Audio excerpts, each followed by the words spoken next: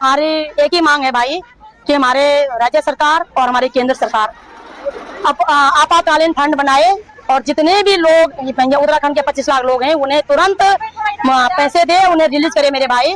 और यात्रा की जहां तक बात है, यदि इस देश की माँ बहन बेटियों के साथ न्याय नहीं होगा, मान सम्मान नहीं होगा, उनकी सुरक्षा नहीं होगी, तो फिर आप ही स्वयं सोचिएगा कि धाम और धर्म की बात करना माँ बहन बेटियों के लिए एकमात्र छलावा है। और इस देश की महिलाओं को यूज एंड थ्रो किया गया है। इन्हें पहले वोटों से ये पद करने बैठ जाते हैं, नोट थे 2-3 खून पसीने के पैसे थे, उनको भी ठग के ले गए। आज इन्होंने हमें कोयलतार रोड पे बैठने के लिए मजबूर कर दिया है भाई। ये पूरे केंद्र सरकार, राज्य सरकार पे मैं मातृशक्ति की ओर से लानत भेजती हूँ। और यहाँ से इस मंच के माध्यम से कहना चाहूंगी कि अब जो पितृसत्ता के दिमाग का जो भ्रष्टाचार, अत्याचार, आतंकवाद जो भी है, जो हो रहे हैं पूरे देश में, वो नहीं चलेगा। मातृशक्ति इस मंच के माध्यम से पूरे देश में ममता फैलाएगी और अपनी ममता से इस देश को सिंचेगी मेरे भाई। क्या करूं मैं? बैठे हो, बिल्कुल यात्रा भी शुरू है, आपको परेशानी हो रही है, यात्रियों को परेशानी हो सकती है। हमने तो फिलहाल यात्रियों को हम आगे जा रहे थे भाई, कीर्तननगर के हमारे प्रशासन ने हमें रोका है। हमने पहले कहा था कि भाई हम किसी को परेशान नहीं करेंगे, जानबूझकर कीर्तननगर प्रशासन हमें यहाँ पे रोका है, तो हमें यहाँ पे बैठना पड़ा। ये है इज्जत, ये है इज्जत उत्तराखंड के शासन प्रशासन के नजरों में, उत्तराखंड की माँ बहन बेटियों की, और केंद्र सरकार के शासन प्रशासन की नजरों में हमारे उत्तराखंड, मतलब बेटी बचाओ बेटी पढ़ाओ, यही है भाई।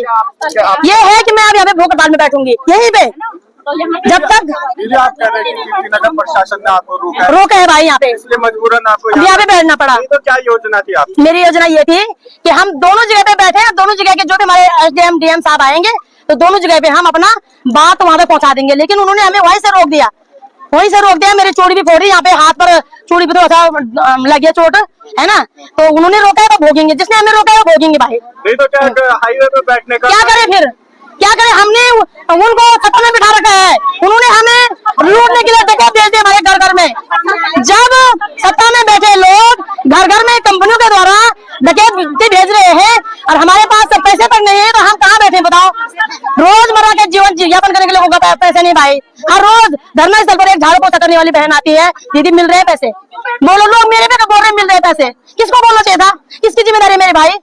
अगर आप प्रशासन रोकता नहीं तो क्या आप हाईवे पे तब हम सीधा अपने हमने लेटर ले रखा था, हम लेटर देते और चुपचाप घर चले जाते भाई। लेकिन उन्होंने हमारा पारा चढ़ा दिया है। एक तो चोरी, ऊपर से सीना चोरी, एक तो इन्होंने निगरानी नहीं की पूरा। मैं तो मानती हूँ लिखित रूप में, मैं चाहती हूँ कि शासन प्रशासन मुझ पर केस करे, मुझे हाई कोर्ट सुप्रीम कोर्ट में घसीटे, मैं वहाँ पे अपने बयान देना चाहती हूँ कि इस देश के राज्य की माँ बहन बेटियों की सुरक्षा करने की, उन्हें न्याय देने की, उनके आर्थिक जितनी भी प्रॉब्लम है उसे सॉल्व करने की जिम्मेदारी किसकी है, मैं ये जानना चाहती हूँ सर। सर हमारी तो कोई भी प्रॉब्लम नहीं सर, हम आमदनी बोला के लिए हमले रोड पर बोला, शर्म की बात है। आपको पता है कि क्या बोलूं मैं, एक मेरे पति भाई मणिपुर देख रहे होंगे आप लोग, मणिपुर में डेली कॉल आते हैं उनका, भारत में आतंकवाद फैल रहा है, कभी भी जा सकते हैं बॉर्डर पे, है ना। उनकी वाइफ यहाँ पे बैठी हुई है। मेरे पिताजी ने स्वयं 62 और 71 की लड़ाई लड़ी है, मेरे ससुर जी ने स्वयं कारगिल की लड़ाई लड़ी है, और मेरे भाई स्वयं आर्मी में है।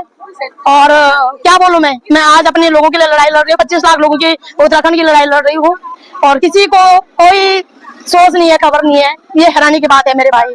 और साथ ही साथ में इंसानियत का निर्माण भी करना चाहती हूँ कि लोग जो है ये भ्रष्टाचार से, ये तानाशाह से, नशा से बाहर निकले और इंसानियत का नींव डाले भाई जी।